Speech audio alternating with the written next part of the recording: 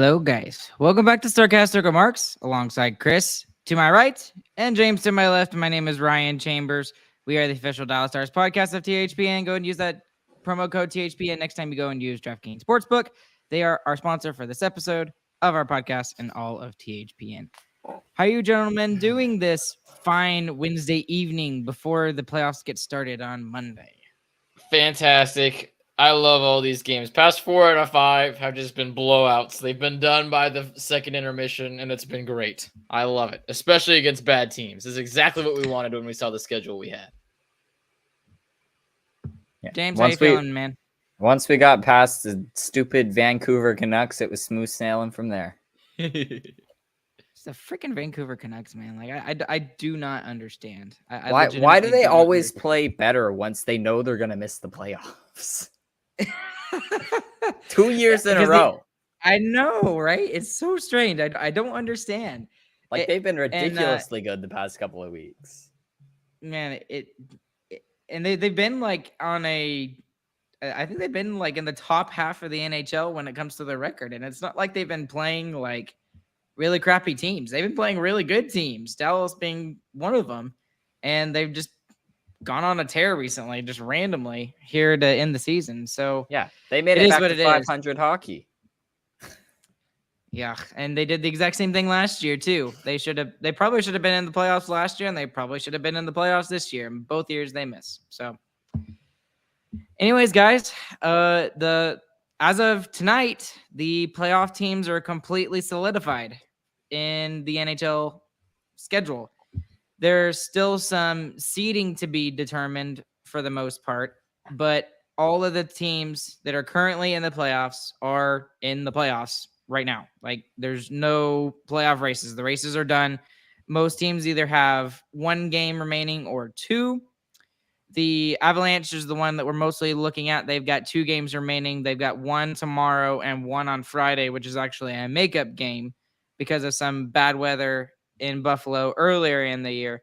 Dallas remains with 1 game left. They do take care of business tonight by defeating the St. Louis Blues 5-2. But I figured let's go ahead and just start with the standings, and we'll kind of intersperse it with the game as we go on because, I mean, it was a game, right? I mean, I don't know what else to really say about that. There was a lot of good things that came out of that game, and there were some peculiar things as well that I'd like to talk about. What do y'all want to go with? You want to just go with the game, or you want to do the look at the standings? I want to give the game some more credit. I thought it was a fantastic game by the Stars. I mean, almost 40 shots. Sorry, I control this podcast. Everybody knows that. Held them to less than 20 shots, almost 40 shots for us. Scored 3 times on the power play. I mean, I thought overall it was a fantastic game for the Stars. One of the better ones they've had in the past 5 wins that they've had. I mean, it was super complete game. It's a bad team, but you did what you're supposed to do to a bad team. You took care of business. We're still getting in trouble early in the first period with slowing down a little bit, taking penalties at early in the game, which pretty much kind of stalemated the first period. I mean, if we don't take a penalty after we score, it's probably just smooth sailing the whole game. Yeah, I agree. I also think St. Louis took advantage of their opportunities in the first period very well as well. So here's my thoughts on the game overall. Here's what I thought. The Stars are ridiculous on the power play. The first power play sucked, and then they scored 3 power play goals after that. Consecutively, not just randomly, consecutively. It was boom, boom, boom. Realistically, 4 too. Yeah, that's true. That's technically true. I didn't really like that there were a lot of odd man rushes, if that makes any sense. I thought St. Louis had their chances. I thought they did. And for whatever reason, they were not connecting on anything, or they were trying to find the perfect pass and were just not shooting the puck when they had the prime opportunities. Yeah. That's what I felt about that. I agree with that. Their odd man rushes there were too many of them, and that's pretty much the only way they got their shots. I would say that I was talking more of their cycle defense was very good. I agree there. They gave up too many odd man rushes, and that's kind of been their MO for the past 20 games.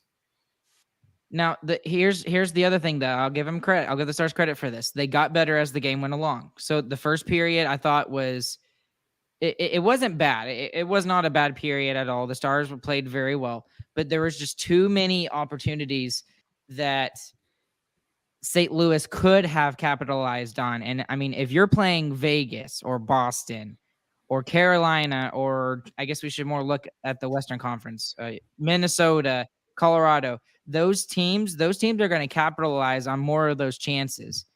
And honestly, this may be unpopular, but I thought that we could have been down after the first period because of the chances that St. Louis had. They just didn't capitalize on them. I'm not saying we would have been down 5-1, but, maybe 2-1, 3-1. I could have seen that. And that's something that needs to be cleaned up, especially in the first period. And this makes me think about the game against Vegas. I was in the post-game conference. I just have to say that because that's cool. Talking with Coach Pete DeBoer. And one of the things he was talking about is, it's been a great great homestand and everything, but we have not started games very well. We have not started games on time. And yes, we're still winning. And yes, we're doing all that sort of stuff, but they just haven't fully started clicking on all cylinders. If they've got a 6-cylinder car, they're shooting on only 5 of them right now. And you want to be able to, going into the playoffs, shoot on all 6 cylinders. And I know I'm being super critical and being very specific, but we're not going to be playing bad teams anymore, guys.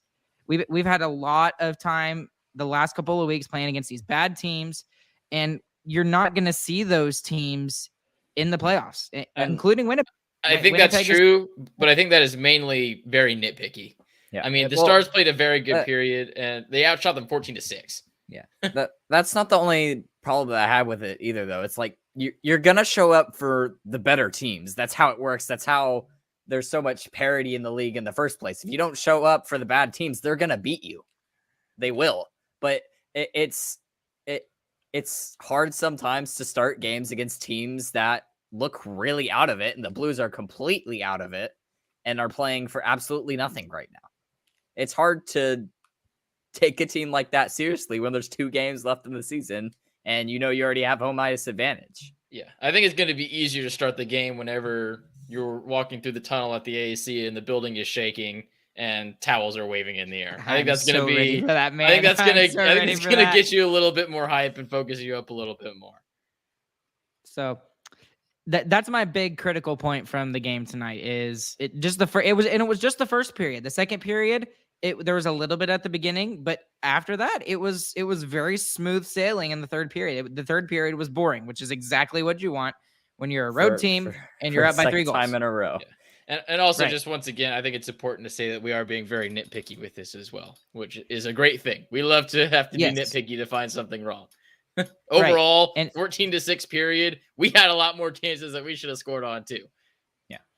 And this was a lot different than the Flames game in the sense that we were scoring on our opportunities and the goaltenders weren't just letting them in. Yeah, exactly. Agreed. That's true. The Flames or the Red Wings? Sorry, Red Wings. Okay. I was just making sure. Other red teams. Yeah. I was like, did we have some red team? Some red team. They were red. Okay. The other thing I really wanted to point out about in tonight's game is I'm going to give y'all 2 guesses each. There's a very specific player in my head, and it's not the obvious one. I'll give you a hint there, that I thought had an absolute excellent game tonight. Who am I thinking of right now? I'll give you 2 guesses each. Dodonov. Nope. It's not Dodonov, but he did have a good game. I thought he had a sneak quiet game. Good passes. I saw a lot of those from Dodonov. I'll give my second guess. Good. I'll give my second guess as Heiskanen. Nope. He's always quietly good. He's always good. So it's not a surprise. It's not a surprise when he has a good game. All right, James. Your guess is Sagan. Nope, it's not Sagan. Although again, it's another really good game. Ben. Again, another guy who's quietly good, but nobody got it. Me. My player of the game, and I'll just go ahead and just say he's my biggest winner tonight. Yanni Hakanpää. Yanni Hakanpää had one of the best games defensively I think he's had all season. And there were 3 instances in my notes that I was just like, holy crap, what a play. Obviously, you got to point out the saved goal. It squeezed through Wedgwood, and he's right there in position to make sure that doesn't go behind him. There was another play where Saad hits the post, and that probably should have been a goal when it was 1-1, and that could have been – it could have changed the game a little bit, and the Blues could have been up 2-1. That's one of the scoring chances I was talking about.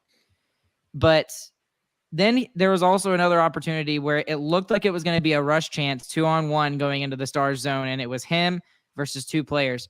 And he took a chance, and he chose right. He completely clobbered the guy on the boards, and that stopped any kind of chance for the St. Louis Blues. And again, it was when the game was 2-1. So it wasn't like it was just good defensive plays when the game was already over and it was 5-2. It was like prime chances when they could have gone up 2-1, 3-1, or something like that. But the game stayed 1-1 because of the defensive plays that he had. I don't know if y'all noticed that, but I like to point out the players that have really good games, especially when they get crapped on so much. Hakanpää has not as much as Suter, but he has been crapped on all year for his play, and I think it's unfair more than Suter. Hakanpää has had a absolute great game and a great season, in my opinion. He probably should not be the number 4 defenseman, in my opinion. I wish we had a number 4 defenseman. We don't really. He's kind of the guy kind of solidifying that spot, and he's done an okay job, and maybe even a better job than I'm thinking in my head right now and how he's played this year. And he does 2 things good too. He's a penalty kill specialist. He's top 10 in penalty kill minutes in the NHL. So he's fantastic at that. And he hits. I mean, he's a big guy. He had 5 hits for us tonight. He had 30% of the Dallas Stars hits, at least the recorded ones. You know how I feel about that stat. But in the playoffs, a big guy like that will make a difference. I mean, you think of when we played the Flames, it was Zadorov. Is that his name? Yep. Zadorov, the big guy. I mean, he's a nobody in the regular season, but you show up in the playoffs, you're like, dang, that big guy is making a difference. So yeah. He was fantastic tonight. I loved how he played. He was the absolute best defenseman defensively for the Stars tonight, and he was the most noticeable for me. Still Miro Heiskanen. Defensively, I said. I didn't say overall. Heiskanen's still better defensively. Okay, that's fair too. Okay, but Miro's Miro. We expect that from Miro, and he does it every single time, even when we're not expecting it. So whatever. But those are just some of my highlights from tonight's game and what I loved about how the play went, and specifically Jani Hakanpää. But I did want to talk even more about Thomas Harley, because Thomas Harley is now getting to the point where we are expecting him to be good. At least that's the feeling that I'm getting. Like, Stars fans are, he's solidified his spot. We expect him to make the good plays. And the awesome thing about it is he's still doing it. He's not making bad plays. He had one specific play that I'm actually thinking about in the second period where it was in the corner, and it was a pass up to the slot. There was nobody around, absolutely nobody around. And he laid down on the ice and broke up the pass. So I know his biggest deficiency and why he was sent back to the AHL was go get better at defense. Go get better at defense. But the thing is he's kept his offensive side of the game. We've seen him get up on the rush. He had tonight on the backhand. So I've loved how he's played, and he's completely solidified himself on this decor now. And his passing as well. The outlet passes with Harley seem almost as easy as Heiskanen. I mean, it really feels like you have a second guy back there that can really move the puck whenever the forecheck is good. And I also just wanted to point out since we've had Harley in, it's like we actually have 3 real pairings now. I mean, for the majority of the season, It's just Heiskanen playing with whoever is ready to go. And now we've actually had it's Heiskanen, Suter, Hakanpää, Lindell, Miller, Harley. We actually have 3 pairings that kind of stay the same throughout the game. So good to see. That won't happen in the playoffs. I mean, we're going to do the same thing. Hayes is going to play 30 minutes a night in the playoffs, but it's good to at least see that right now and see that as an option.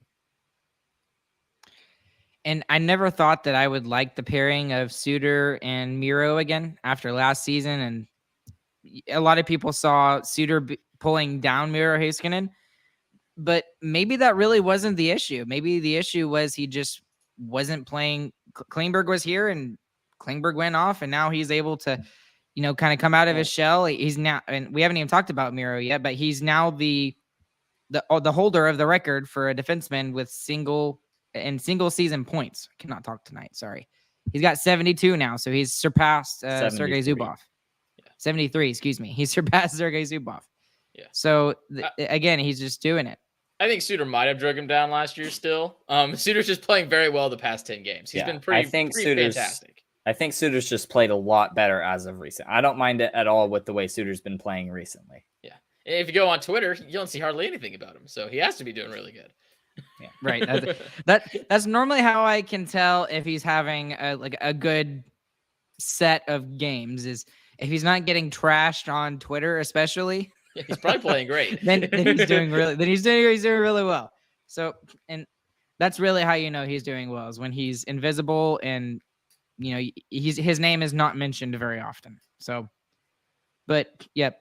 I agree with you 100% on the D pairings, Chris. It's awesome to see how they've kind of gone together and how you've got like a 2A, 2B. I talked about that last time with the pairings of Esa Yanni and Harley and Miller. I feel like you could play both of those guys, obviously in different situations, but I feel like Harley has raised the bar for that third pairing. So yep, for sure. I'm loving what I'm seeing. I mean, he's the sixth defenseman we were looking for. It'll be interesting to interview Nil and ask him why it took so long to get Harley up here. I'm really interested in that question. Agreed. All right, you did your biggest winner. I'm going to do my biggest winner. Go for it. Wyatt Johnston, fantastic. Just look at the season in review. Wyatt Johnston has 23 goals. We said we would be exceedingly happy if he was a 20-goal scorer, and he has surpassed that by 3 goals already. Goodness, what a start for this guy. He is a teenager. He is younger than me and James. He's still 19. That's crazy. That's absolutely crazy. He's still 19 and he's able to do that. Yeah. I mean, it helps when you have Jamie Benn on your line too. Very exciting. The future of the Stars' third line, I guess, for the next few years until Sagan's gone. And then the second line is very bright with this guy here. I mean, it is fantastic to have so many young players that are so good. And I just can't wait to see him play with Stankoven. James, who's your biggest winner for the game tonight? I'm also giving it to Johnston. His first multi-goal game of his career. That's pretty cool. That's pretty cool. and he had a chance to make it a hat trick as well. He was really close to it.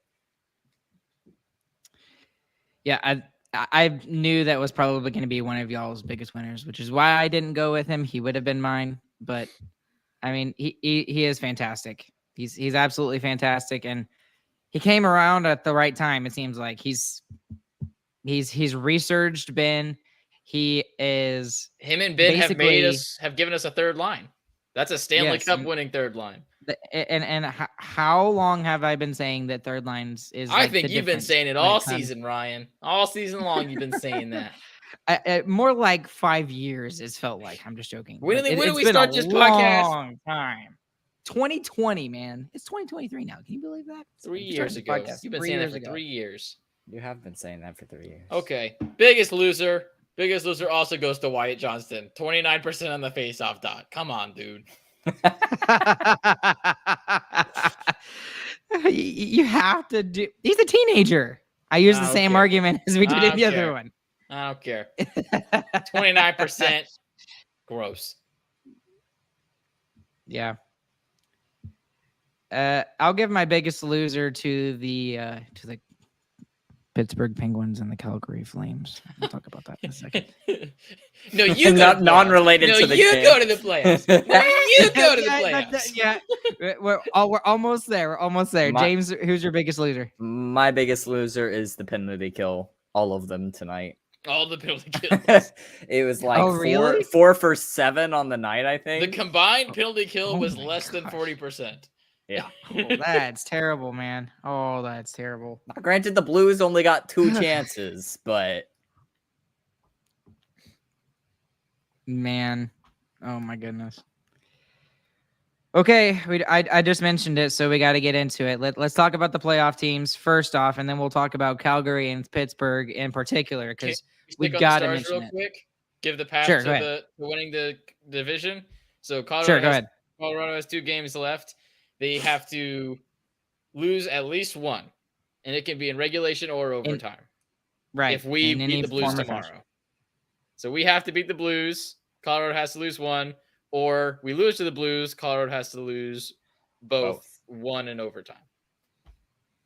So I'm actually going to say that I think the more likely team to beat them is Nashville.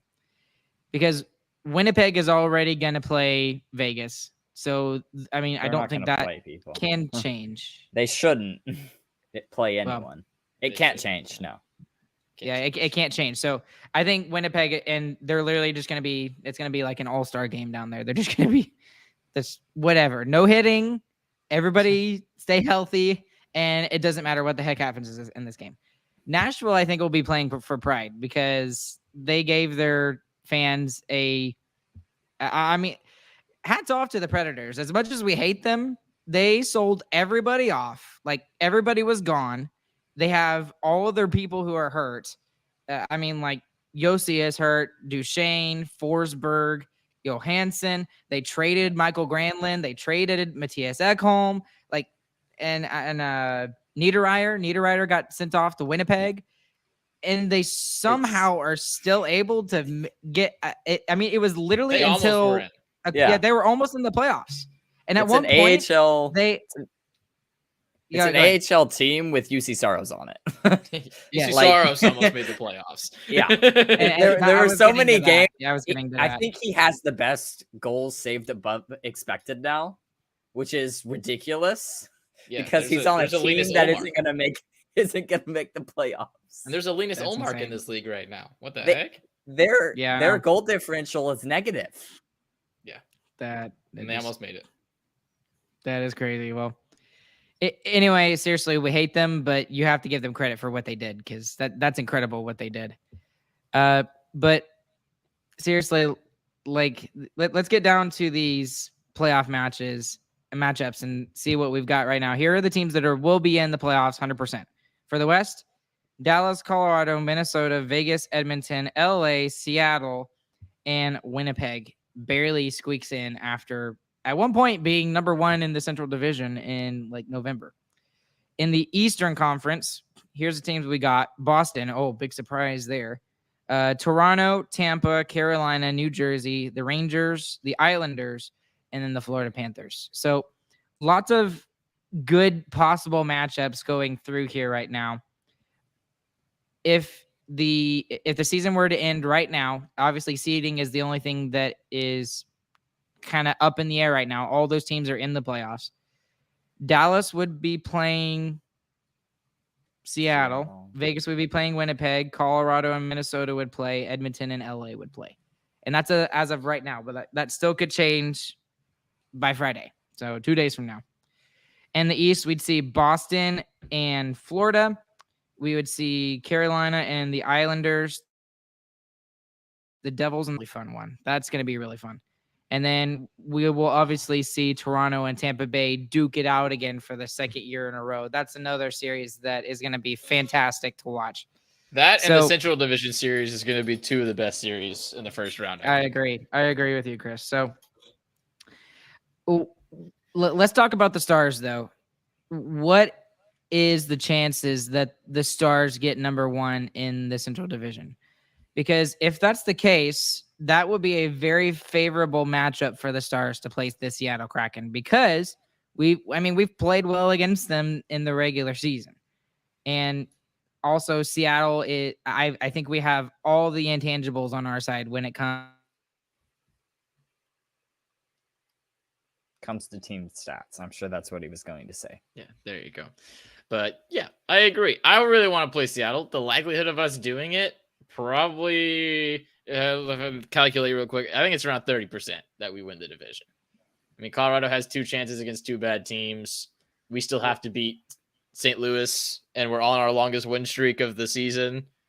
I don't know. It seems more likely that Colorado gets it still. I like our chances at getting it, but Colorado is playing the Jets and then the Predators. So it's still the lucky thing is that it's still a back-to-back, so it's still going to be really hard for them on that, especially on that second night. But it really at this point it's a toss-up. For a fun standpoint, I'm back now. My West Texas internet finally reconnected.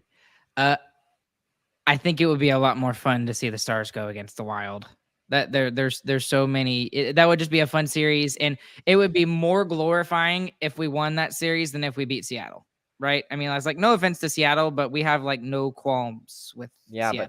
but then we can beat Seattle in their first ever appearance in the playoffs. Yeah, and also, but I don't know. If we lose in the first round, I'm just going to throw out some expectations. If we lose in the first round, I am extremely disappointed. I am extremely disappointed if we go out in the first round, even if we play the Wild. Even if we play the Wild. So it's much more likely that we beat Seattle. Sorry, Seattle. In a 7-game playoff. So I want to play Seattle very much. Even though I agree, the Minnesota series would be great. And then after you battle with Minnesota, probably go to 6 or 7 at least. Then your reward is you get to play the defending Stanley Cup champions. Yep. Great. Probably play them. I would like to play Seattle, beat them in 5, and then play Colorado. That's my ideal situation. Yeah. And then that would also be Colorado facing against Minnesota. That in itself would be a good series too. And Colorado would be ground down as well. I mean, all 3 of the top 3 in the Central Division are very evenly matched. I don't know if I'd say they're the best teams in the league, but they are very close to each other, talents, and kind of their play style is very similar as well. So they all have their one guy, you know. They all have one Jason goalie. Robertson, They all McKinnon, have one forward, and Kaprizov. It's crazy how similar the teams are built. Yep. Well, I would argue that Dallas and Colorado are a little bit better, though. I feel like I agree. When you look at the top 3 teams in the Central Division, I think the one thing that Minnesota has over all 3 teams is goaltending, at least right now, looking at the numbers, right? If you look strictly at numbers, right? If you look strictly at numbers, you would say Minnesota probably has the best goaltending. Philip Gustafsson has been out of his mind, but he's unproven in the playoffs, I think. I don't know if he has any playoff experience. He's had an amazing season. Maybe even wins the Vezina. I doubt it because there's Linus Ullmark in the league, but he's been excellent. And then they've got Marc-Andre Fleury as the backup. I mean, if you give him a short leash and he sucks it up in the playoffs, you still got Fleury to go in. I mean, I would love that security blanket. But I think if you look at name brand, Dallas has the best goaltending. Because you got Alexander Georgiev in Colorado. I mean, he's a good goaltender. He's had a good season. But again, this is his first season as the real number 1 dude. He was backing up Shesterkin with the Rangers before that. And then again, Gustafsson is unproven. Ottinger proved without a doubt, and everybody knew his name, especially Calgary Flames fans, after that series against Calgary. And so if you're looking at any of the 3 starting goaltenders in the Central Division, who would you want to back you up? Ottinger, Georgiev, or Gustafsson? Yeah. If I'm looking, I think the obvious answer is Ottinger. If I'm looking at any of the 16 teams in the playoffs, the goaltender I want is Jake Ottinger. I mean, we've talked about how many big games that he's played in, how clutch of a goalie he is. He always shows up in the biggest moments, how he loves playing the role of the villain. He likes to play with a chip on his shoulder. I mean, these are the intangibles. These are the intangibles that you want in a goalie. This is the Eddie Belfour gene. This guy's a winner. So I'd take Ottinger over anybody. I think Stars have the best playoff goaltending. I still think there's a couple of guys probably better than him. The only one you could argue would be Vasilevsky, in my opinion. No, there's another one I would argue. No, I wouldn't pick Shesterkin over him. No, I'm not saying Shesterkin. Who y'all are missing? Come on. Ullmark? Really? No. Hellebuyck? Yes. I still pick Otter over Hellebuyck. No. Hellebuyck is good, but I still pick Otter over Hellebuyck. Otter is better than Hellebuyck this season. The only reason why the team is good in Winnipeg is because of Connor Hellebuyck. He is the only reason why they team. didn't miss the playoffs is because of Connor Hellebuyck. That's fair. Yeah, that is absolutely fair. When the team stopped doing what the team was doing, he was still winning them some games. Yeah, he wasn't winning them games. He was robbing games from other opponents. It was literally the Winnipeg Hellebucks. It was the Winnipeg Hellebucks against everybody else. So, and they're still really scraping wins. Yeah, they still are scraping wins. So, okay, let's get into the playoff races that are now over because it's fantastic, just and not in a good way, how these playoff races ended. Okay, so let's start with the West because it's less dramatic. The East is extremely dramatic, right? Well, but so the Flames come into this season, they lose Matthew Tkachuk to Florida in a trade. They lose Johnny Gaudreau to free agency. He goes to Columbus, and they're going to probably win Connor Bedard. But they still have guys come in, and I would argue that they're still a good team, right? You get Jonathan Huberdeau. Playoff team, 100%. They should have been a playoff team. You got Jonathan Huberdeau. You had Nazem Kadri come in, who, he had a career season with Colorado last year, but he could still score you goals and still get you assists. And then on top of that, you get a little icing on the cake with a pretty good top 4 defenseman in Mackenzie Weegar. And I mean, this team should have won. I'm not saying they should have won the division again, but they should have at least been a playoff team, right? Yeah. I mean, it was embarrassing how they got out of the playoff race because they win the big game. They beat the Jets 3-1, and then they go on to lose to the Canucks and then lose to the Predators in a shootout, which both teams were almost definitely not making the playoffs. So they beat the hardest opponent, the most important team to beat, and they lost the easy ones. That's rough, buddy. Yeah. And yeah, James is like, yes. The other thing about this, and I watched Game Over Calgary because the guy who does Game Over Calgary, he's worked with THPN in the past, and I love him and what he does on that podcast, that little episode. But he was extremely frustrated about a very specific thing, and it was mostly coaching decisions. He said was kind of what screwed them over.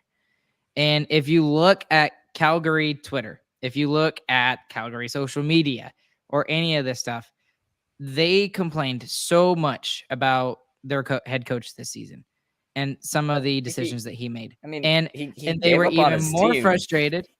They were even more frustrated about the decision that he made at the end of the game. And we're talking specifically about the shootout, right? So in the shootout, they were up 1-0, right?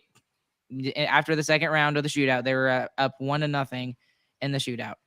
The other team scores, Nashville scores. I don't even remember who it was. And then they tried out their third guy for the Calgary Flames. And they all expect it to be Tyler Toffoli. Tyler Toffoli is probably the MVP of their season. He should not have been their best player, but he was their best player this season. No. They tried out Nick Ritchie. He's scored 4 goals and the whole season. Right. Well, exactly. But exactly. And it's like he was good for Calgary when he came in. But that's they said that right there was the argument for the whole season, was just coaching decisions and stupid ones at that. Yeah. I think the bigger thing is the goaltending. Last year, they won their division because they had some of the best goaltending in the entire league. And then this year, Markstrom was not just bad. He was awful. Well, he was That's awful in true. the playoffs against the Stars. You remember that? The Stars He was just couldn't awful. score. He was- Honestly, I think he was Stars had awful no against the offense. Stars. That was a turtle offense, and I don't think it was awful. He wasn't good. He wasn't good enough. I'll agree with that. He was not a Stanley Cup winning goalie, and that's why they lost immediately in the second round. But he sucked it up this season, especially compared to his last season. I mean, he can't even be the starter for a playoff team. I mean, you have to have a good goalie, and they didn't have one. I think that's the bigger issue. I think he just had an off season. I think he will bounce back, but I agree with you that he had an awful season, and he played better down the stretch, like the last 20-ish games. But the thing was, it was too late. Yeah, it was too late for the Calgary Flames. They just couldn't get in. Yeah. There was just a lot of things with Sutter too, though. It's just like some of the press conferences he had where he just says basically flat out that he just doesn't like the team and he doesn't like the players that he has and he doesn't like the goaltending. Like that, you can't say that as a coach. It just looks bad on you. Even if he's just saying that to try to motivate players, it looks awful. Yeah. Yep. He's Honey Badger. He don't care. It's just it was ridiculous how that came to be. And then the other thing you look at is and the frustrating thing for Calgary fans and Stars fans can sympathize with Flames fans on this. They had 17 overtime losses this season. 17. We haven't had that many before. Like in Stars no, history. We haven't. Yeah, right. You have 4 or 5 of those.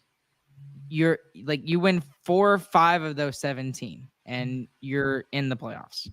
They didn't have anyone though.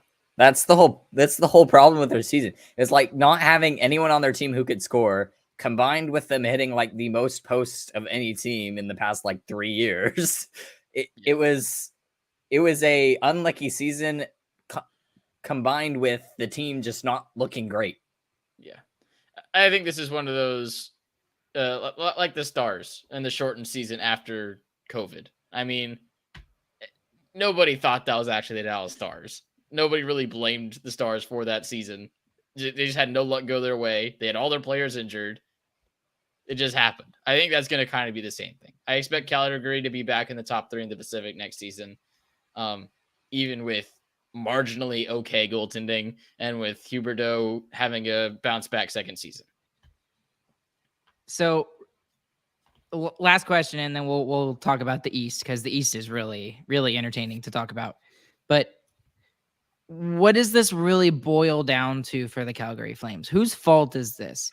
Is it well, because I mean, is it really anybody's fault, or is it just a bunch of new guys in really important roles didn't produce, and it's their first season in a new place? Yeah, I think it's the most adversity any team faced in the West, and they couldn't overcome it. And I mean, that kind of says something about the team, but also you had the most bad luck. So, like I said, I don't think it's anyone's problem specifically. You can blame goaltending, you can blame coaching. Sure, that's valid, but overall, I think it was just some rotten luck mostly. And honestly, heavy underestimation from everyone once they lost 200-point scorers on their team. Everyone thinking that they're going to be fine, and they were obvious. Yeah, I don't think, and I think we pumped the brakes on that too in the beginning of the season. We're like, okay, it's gonna be a little worse, but we still. I didn't think they were going to miss the playoffs at all. I didn't think they were in danger at all. Or a wild card, I think that's what we called earlier in the season, and they should have been, and I think they will next season, no problem. Mm-hmm. Yep. I think we talked about doing a special episode on Saturday or Sunday before the playoffs get started and do a playoff preview, mostly for the Stars, but we'll look at other series as well. But what I'm really interested to see is to go back to our preseason rankings, and you know how we predicted who would make the playoffs, and see who was the absolute worst out of the 3 of us. I have a really bad feeling it was me. Because I think I put Anaheim in the second wild card spot, so I think it was. No, me. you didn't. No, you didn't. Maybe that was like my hot take. Maybe that was my don't be surprised. But I don't know. I feel like I put them in number 2. And that was definitely a hot take, Chris. Okay, all right. Let's move on. Let's move on from the West. Let's talk about the East because the playoff race in the East is now over as of tonight. The Islanders do defeat the Montreal Canadiens by a final score of 4-2. That solidifies their playoff spot. But they 100% should not have been in control of their own destiny when it came to this game. Nope. And the biggest team we got to talk about missing the playoffs for the first time in 17 years, the Pittsburgh Penguins. The Penguins we will not have a playoff series without Alexander Ovechkin in it or Sidney Crosby. I would be very curious to know the stat of when the last time that was without either one of those players in the playoffs. Well, the Penguins have made the playoffs for like 15 years straight, right? 16 years. So at the very least, 16 years. So, and this is Crosby's first year missing the playoffs since his rookie season. He's made every single playoffs since then. That's ridiculous. And it took Mrazek, who's been one of the worst goaltenders all season long, to have his best game ever. The guy went in, and Mrazek plays for the Chicago Blackhawks, by the way. Like, so here's the deal. Here's the deal. Let's set this up. All the Penguins had to do was win their last two games, and they're in the playoffs. And it's not like they're playing against like Carolina and Minnesota, or the Stars and Colorado, or Boston and Toronto. Okay, it wasn't those teams.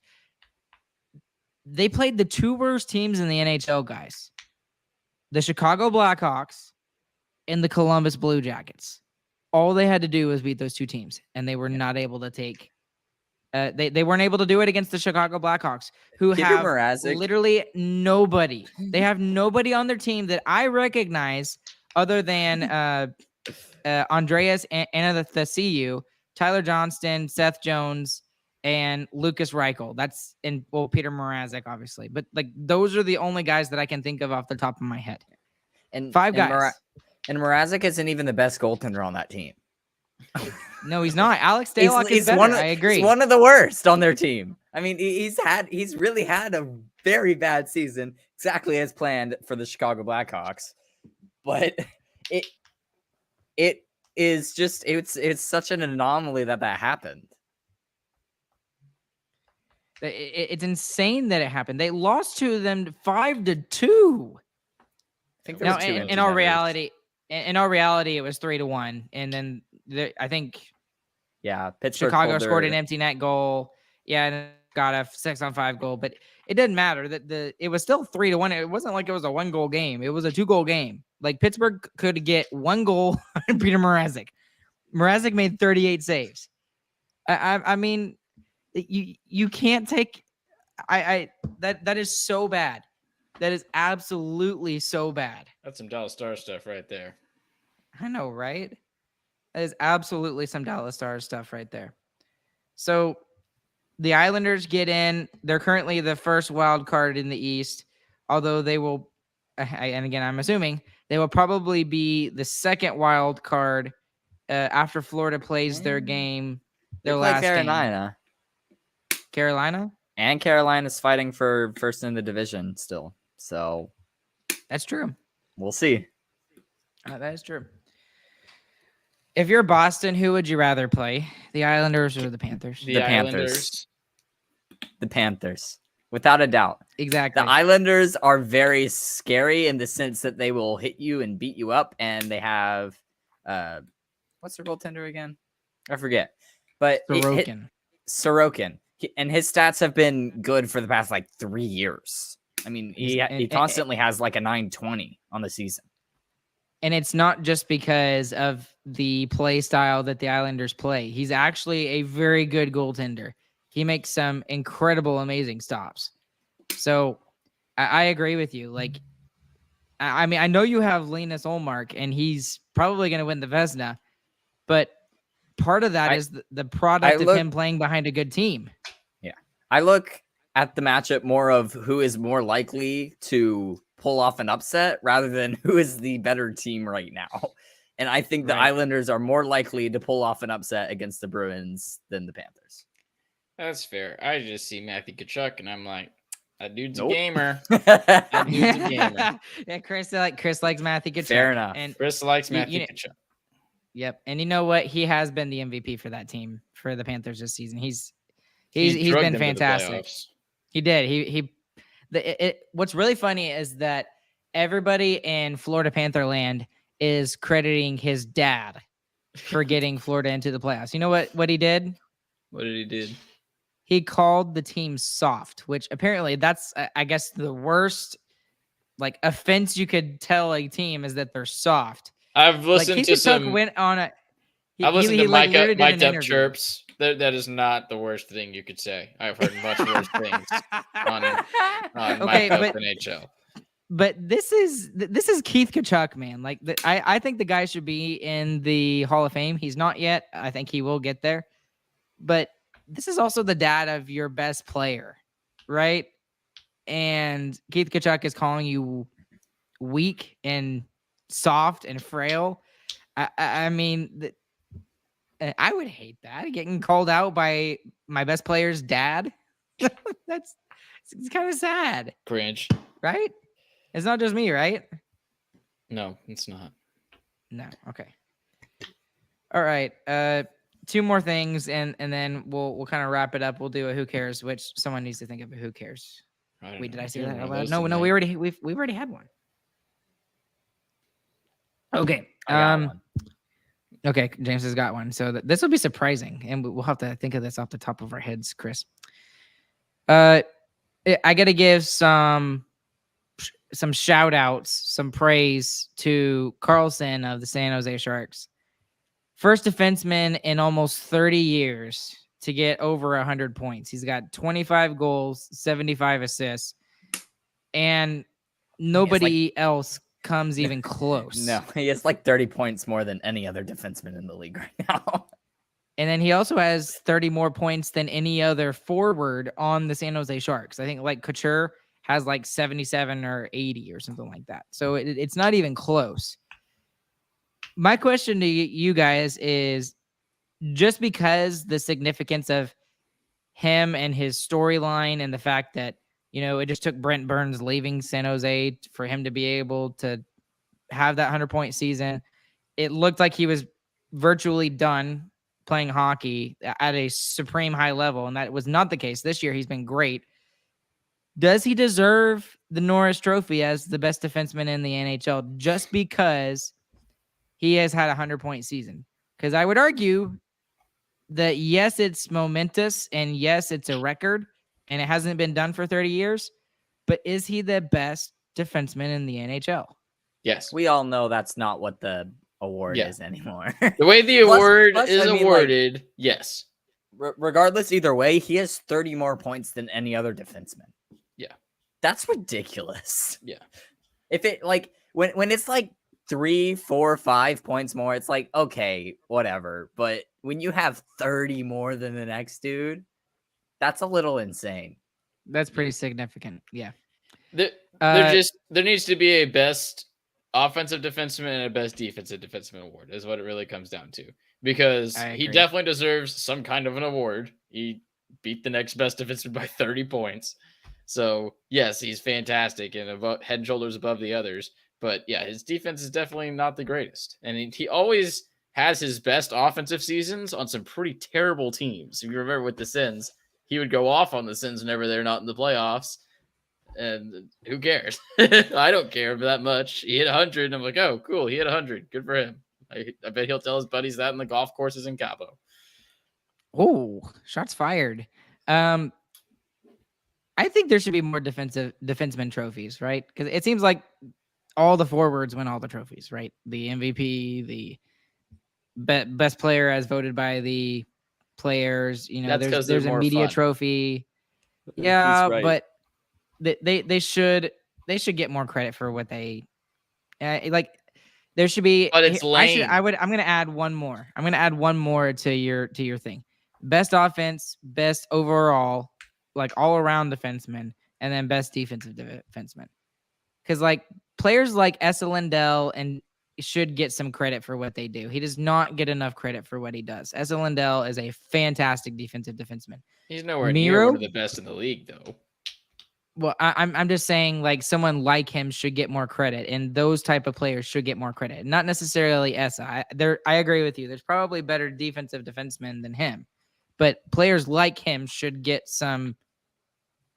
I can't even think of the right word right now. They should be recognized for what they do. And then, like, so for example, like Miro, I would classify him more as a two-way defenseman now than an offensive defenseman. And when he came into the league, I think a lot of people were expecting him to go off with points, which he has now. But what did we talk about for years under Bowness's system was his defensive play. It was fantastic. He's still been able to do that. And now with offense going up, the offense is also going up for him as it goes up across the league. So he would be like a two-way defenseman. And then that way, when a defenseman has a ridiculous season like this and has 100 points, and he's not the best defensively. He's actually pretty poor defensively. He's had a better year defensively, but not great. That reward would be for him, right? Makes some sense to me, which is exactly why the NHL is not going to do it. I think you're asking for too much. Yeah. Honestly, who cares about the awards? I care about the Hart Trophy. I care about the scoring title. That's about it. I don't even care about those. Defenders are boring. They stop the goals. The goals is fun. He's right. The only thing I care about is the Stanley Cup. Don't care about any of the other trophies. He just went on a rant for like 5 minutes about defenseman trophies, and now he says he doesn't care. Okay. Moving on. Yeah. Okay. And then, James, you wanted to talk about this a little bit. I'm just going to say two names, and he's going to go off. Ryan Hartman. It's ridiculous. So Ryan Hartman has a very questionable, a very questionable play. And of course, there's one game left in the season for Minnesota, and so they suspend him for that one game. And James thinks that he should have been suspended for a lot more. Yeah, suspended for one game that means literally nothing. Yeah, absolutely. Literally nothing for Minnesota, at least, especially because Minnesota is going to finish third, period. Yeah. It's the hit, if you haven't seen it yet, it's gross. Ridiculously dirty. I mean, the puck gets deflected into the neutral zone, and Ehlers, who is the one who gets it, starts skating back to get back to his zone to back check, be a good forward, help the defenseman out. Hartman touch passes it to someone else, stops dead in his tracks, and lays a hit on Ehlers as he's full stride skating, not expecting anyone to be there. Yeah, and it's retaliatory too. It's because Ehlers laid a hit on the forecheck. Softest hit ever. Yeah, the softest hit ever on Kaprizov. He touches him. He bumps his shoulder. And on top of all of this, Kaprizov has been hurt for a long time. If you go and watch the hit, he bumped his shoulder. I'm not making any kind of arguments for it. I'm not making any excuses for it. But that sounded like I understand why Hartman did it, right? If that makes sense. You do not understand why anybody does something like that. That is terrible. And on top of that, Hartman has a history. He has one suspension, and I think they said 6 fines. Yeah, that's crazy. And he's fined for one game where he probably wanted to sit out anyway. Yep. Awful. Disgusting. It made me think of something because, okay, I understand not wanting to suspend him for playoff games, but do a carryover suspension or something where they're suspended for the first couple of games of the regular season. Something. Because giving a player 1 game suspension for a hit like that is a complete joke. Yeah. It's a completely unnecessary hit. No one was going to make contact, and none of them were going for the puck either. At the time the puck was going the other direction. And it was retaliatory. I mean, he hit all of the points. The only thing he didn't do was put an elbow in his chin. Yeah. That whole Jets Wild game was stupid ridiculous, though. The game got out of hand way too fast, and that's honestly a large part due to the refs. I mean, they just kind of They just kind of let everything go. And there was even a 5-minute major in that game too, and it still got out of hand. It's crazy. Well, there were like 6 penalties in the last 30 seconds. I really think, guys, the only thing that saved Hartman from getting any more time was the fact that Nikolai Ehlers appears to be okay. Right? I think if there was an injury on the play and he's out for the foreseeable future, especially in the first round of the playoffs for Winnipeg, because he is a very important player for the Winnipeg Jets. He's like one of the guys that can actually score on that team. Which more than the Stars could say last year. Yeah, that's true. That's very true. That's fair. But I mean, I don't think he plays at least the first 2 games in the first round, and he gets suspended for 3 games if there's a injury for Nikolai Ehlers. What a great way to do your punishment system. So smart. In a game that really doesn't matter for them, just sit your butt down and you don't get paid. I think, all right, what was the highest suspension that we had on the year? Wasn't it like the spitting incident? Wasn't that the worst suspension all year long? Yeah, there wasn't very much dirty stuff that happened this year. Yeah, and the stuff that did happen got like 1 or 2 games. Yeah, that was stupid. Good year, hockey players. What's the Who Cares segment, James? Okay, Who Cares segment. We are doing your favorite glues. Favorite glue. Yeah. Got it. So like any type of glue. If it says glue on the bottle, it's fair game. Understandable. Oh, all right. Crap. Okay. I'll start. I will. Okay. Chris could start. Number 3 is Elmer's. I'm going 3rd because I need a second. Number 3 is Elmer's, the classic white glue with the orange cap. You can stick it on your fingers and peel it off. That's really nice. That's the glue. I knew you had it. I knew that's where you got it from. I was like, surely he's got like a bottle right there. That's how he thought of it. Stuff earlier, so it sticks paper together. That is nice, and it also tastes pretty good. So there you go. Number 3. All right, my number 3 is also Elmer's, but it's the clear glue. Because if you had the Elmer's clear glue in like kindergarten, you were the cool kid. Everyone wanted your clear glue. Agreed. Ryan, number 3. My number 3, I guess I'll go. I don't know why I really liked it, but when I was in elementary school, the Elmer's. I did not eat glue. Thank you very much. I was not one of those kids. He was the glue kid.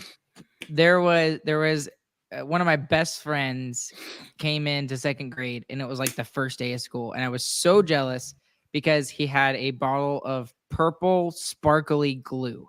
It was like the coolest thing I thought I had ever seen. It was the Elmer's glue. So I thought it was like the coolest thing ever. And it came in a clear bottle. So you could actually like see the purple glittery glue. So I thought it was like the most amazing thing in the world. So that's my number 3. That's it. That's all I got. All right. My number 2. I guess I'll go with caulk. Go with what? Is that a glue? Caulk? Does it say glue on the bottle? It says I don't think so. It says adhesive. I don't think so. That's not glue. Adhesive is not glue? It doesn't say glue on the bottle.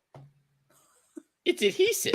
We didn't say favorite adhesives, Chris. We said favorite glue. I'm saying caulk. Right. Adhesive and glue is synonyms.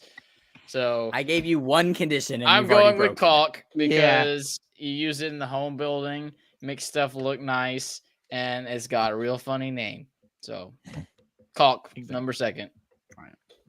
My number 2 is Gorilla Glue. It sticks Too things low. together really well. I would put it on my fingers and I'd stick my fingers together. That was fun. They'd be really stuck. Yep. Pull some skin off while you tried to detach it. Boy, is that fun. How would you know about that, James? I told you I'd put it on my fingers and stuck my fingers together. That wasn't a joke. I actually did that. My number 2 is also Gorilla Glue. Gorilla Glue was my number 2. The stuff is ridiculous. Like it is exactly what it sounds like. It is ridiculously strong. And being a band director, I would be lying if I said I never used Gorilla Glue to fix instruments before. So especially clarinet. Just saying.